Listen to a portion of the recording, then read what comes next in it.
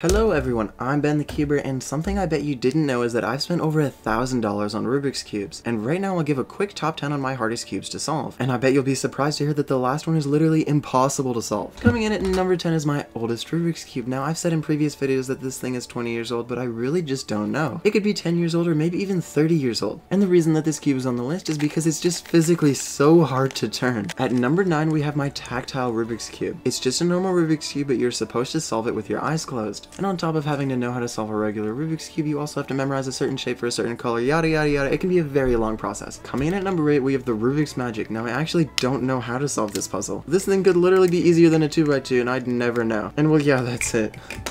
Coming in at number 7 is the Mega Minx. Just kidding, it is the Giga Minx. This thing requires you to know how to solve a 3x3 and a 4x4 and maybe some extra algorithms. I've solved it a few times and it took me about an hour each go. Coming in at number 6 is the Master Morphix. Even though it only has 4 sides, it's actually almost the same as a normal Rubik's Cube. And even knowing that and watching part of a tutorial, it still took me hours to solve this thing. Coming in at number 5, we have the Rubik's Impossible. The colors are just changing a little too much for my liking. I've never solved this cube and I don't know if I ever will. At number 4, we have the Square One. This thing literally took me weeks to learn how to solve, and I still haven't even learned the parity algorithm yet, although I will admit that it's fun to spam really easy algorithms. Coming in at third place for the hardest cubes to solve in my collection is the Ghost Cube. Along with the Master Morphix, this cube works just like a 3x3, except the shapes are, well, really messed up. I mixed this cube up and my best bet at solving it is to throw this one out and buy a new one. Coming in at number 2 for my hardest cubes to solve is my Picture Cube. I've had this thing for years and I've even taken it apart in an attempt to solve it, and I still was not able to solve this thing.